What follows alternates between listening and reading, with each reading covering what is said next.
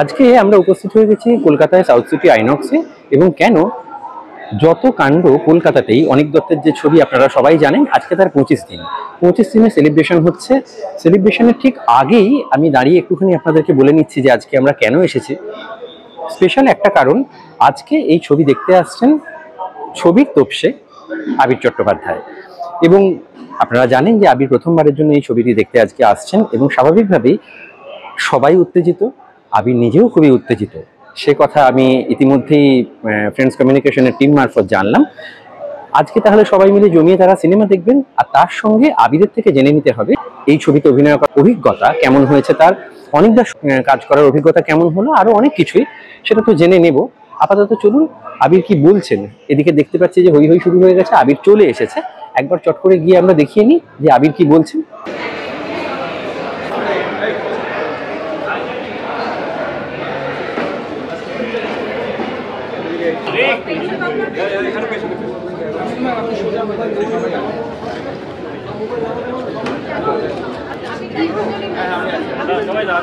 বিরাট বক্তব্য কিছু নেই। এক বন্ধু পোস্ট করেছে, সেটা ছিল, লাইনটা ছিল রুমাল হয়ে গেল বেড।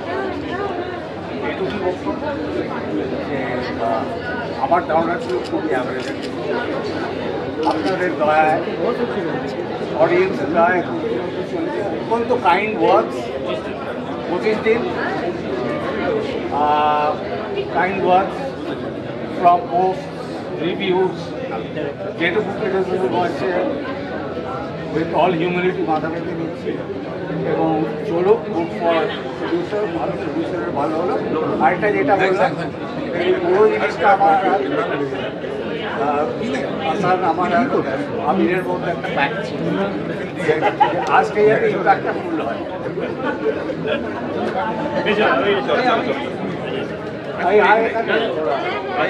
সবাই আছে, এই কারণে যায় আমরা একটা কেটেছি না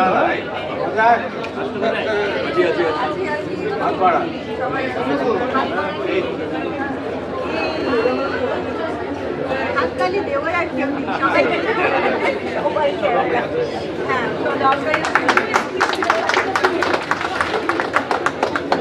আমার এখন তো ডায়াবেটিস, হ্যাঁ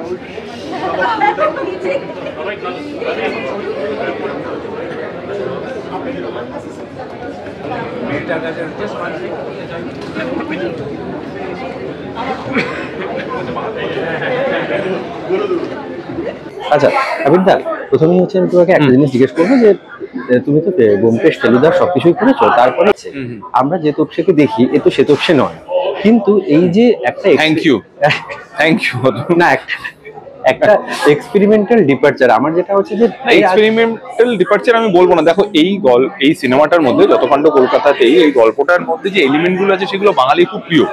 অবশ্যই সত্যজিৎ রায়ের প্রতি ট্রিবিউট, ফেলুদার প্রতি ট্রিবিউট, তার সঙ্গে সঙ্গে কলকাতা, পুরনো কলকাতা, তার যে ইতিহাস, একটা রহস্যের গন্ধ, তার মধ্যে একটু পাহাড়, কুয়াশা, এই ব্যাপারগুলো মানুষের সিনেমায় দেখতে বা বই পড়তে ভালো লাগে। আমার মনে হয় অনেকটা খুব ইন্টেলিজেন্টলি এই প্রত্যেকটা এলিমেন্টকে রেখেছেন, এবং তার সঙ্গে সঙ্গে একটা বাঙালিয়ানো আছে। আমার মনে হয় সেই কারণেই ছবিটা মানুষের এত ভালো লেগেছে।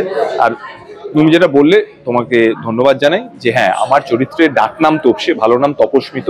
এই ডাকনামের জায়গা থেকেই কিন্তু ফেলুদার প্রতি বা সত্যজিৎ রায়ের প্রতি আমাদের ভালোবাসাটা, আমাদের শ্রদ্ধাটা বেরিয়ে আসে, যে আমরা এতটাই ভক্ত ফেলুদার গল্পের বা সত্যজিৎ রায়, যে অনেক সময় এরকম আমিও দেখেছি, ছোট ছেলেরা বা ভাইপো, ভাগ্নে, এদেরকে বড়রা নাম দিয়ে দিত তোপসে। সো সেখান থেকেই নামটা। এবং আমার চরিত্র সেই জন্য আরো বেশি এক্সাইটেড হয়ে যায়, কারণ সে কলকাতা নিয়ে বইটই লেখে। এই প্রথমবার এমন একটা ঘটনায় সে জড়িয়ে পড়েছে, সেই ঘটনার সঙ্গে সে রিজেম্বলেন্স পাচ্ছে ফেলুদার বইতে যে গল্পগুলো পড়েছে। সো যে লোকটা সে ফ্যান, ফেলুদার যে ফ্যান, সত্যজিৎ রায়ের ফ্যান, এবার তার নিজের জীবনে সেই হেয়ালি রহস্যগুলো ঘটছে। সো সে সেই জন্য আরো বেশি উত্তেজিত। আর এই যে বেসড অন সত্যজিৎ রায়ের যে ফেলুদার যে ইন্ট্রিকেসিস গুলো রয়েছে, সেটার উপর বেস করে যখন ওটাই তো বললাম, ওটাই ট্রিবিউট। এবং এগুলো শুধু আমাদের মানে আমরা যে ভক্ত বা আমাদের ভালো লাগা নয়, এগুলো কোথাও আমাদের কালচারের অংশ। তো সেটাকেই আরো একবার ফিরে দেয়।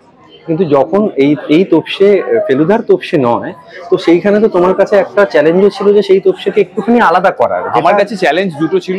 এক হচ্ছে যে এই চরিত্রটাই গোয়েন্দা নয়, তো তার নাইভনেসটা, তার ইনোসেন্সটা, এক্সাইটমেন্টটা ফুটিয়ে তোলা, এবং এ অভিজ্ঞ কেউ নয়, এই যে ফাটাফাট ক্রিমিনাল ধরে তাও নয়, এবং যে তপস্মিত বা তোপসের যে বয়সটা স্ক্রিনে দেখানো হয়েছে, আমার বয়সটা সেটা নয়, আমি এই বয়সটা পেরিয়ে এসেছি, তো আমাকে ফিরে যেতে হয়েছিল সেই বয়সটা। এটাকে চ্যালেঞ্জ বলবো না, আমি ওই এলিমেন্টগুলো আনার চেষ্টা করেছিলাম। আর সিক্সটিজের কলকাতাকে আমরা খুব বড়ভাবে পেয়েছি এই জায়গাটাতে। তোমার এমনি সিক্সটিজের কলকাতার সম্পর্কে যে একটা ধারণা তৈরি হয়েছিল, অবভিয়াসলি সেটা বাড়িতে শুনে বা কিছু, সেইটা কতটা এই ছবিটা অনেকেই দেখেছি আমরা যেরকম পার্ক স্ট্রিটে শুট করেছি, বিখ্যাত যে জায়গাগুলো সেই সব জায়গায় শুট করেছি। আর দেখো, আমি নিজে তো ওল্ড স্কুল, কাজে আমার ওই সময়টা, ওই সময়ের কালচার, সিনেমা, গান, লেখা, এগুলো আমি এগুলো খুব ভক্ত। সেগুলো যখনই ছবিতে উঠে আসে আমার খুব ভালো লাগে। আর লাস্ট একটা কথা জিজ্ঞেস করবো, যে যখন এই ফেলুদার একটা গল্পের ফিল রেখে অন্যরকম ছবি হলো, তাতেও তুমি যখন ব্যোমকেশ থেকে একটা স্লাইড ডিপার্চার দেবালয় করেছিল, সেই বিদায় তাতেও ছিলে। আমি এক কথা উত্তর দিদি, যারা আমাকে ভালোবাসেন, যারা আমার কাজ ভালোবাসেন, তারা বলবেন বাহ, আর যারা আমাকে ভালোবাসেন না, নিন্দুক, তারা বলবেন ওই তো আবার একটা গোয়েন্দা করেছে, ও ছাড়া আর পারি না। না, আমার এটা আমার কাজ যে আমি কোনটাকে নেবো, কোনটাকে ফিল্টার করবো, ভালোটা নেবো না খারাপটা নেবো। অবশ্যই আমি ভালোটা নেবো। আর পুজোয় কি বুঝলে, বাঙালি তোমায় ভালোবাসে তো? পুজোতে বুঝলে কি বাঙালি তোমাকে ভালোবাসে তো? আমাদের মুশকিলটা কি হয়েছে, আমাদের খারাপ মন্তব্যগুলো চোখে চলে আসে আগে। এত মানুষের ভালোবাসা, সেটা অনেক বেশি ইম্পর্টেন্ট আমার কাছে। সো আমি তাদের জন্য আরো বেশি পরিশ্রম করতে চাই। শুনলেন আবির কি বললেন? আবিরের মুখ চোখ দেখে বুঝতেই পারলেন আবির বেশ উত্তেজিত, এবং আবির প্রশ্ন লুফে নিয়ে, যাকে অ্যাকচুয়ালি বলা যায় লুফে নিয়ে, আবির লুফে নিয়ে বেশ কিছু উত্তর দিয়ে দিলেন। এবং ইতিমধ্যেই তিনি কিন্তু নাম না করেই বলছি যে একজনকে বলেওছেন যে ছবি কেন আপনি দেখেননি। যারা যারা ছবি দেখেননি তাদের উপর কিন্তু অভিনেতা রেগেও যাচ্ছেন। তাই যারা যারা এখনো দেখেননি, ছবি হলে আছে, 25 দিন হয়ে গেছে, এরপরেও আপনাদের সামনে ছবি থাকছে, দেখে নিন। না হলে পরে আবার কিন্তু আবিরের সঙ্গে সেলফি তুলতে গেলে অভিনেতা রেগে যেতেই পারে। তাহলে আরো অন্য খবর নিয়ে আমরা আবার থাকবো। নমস্কার।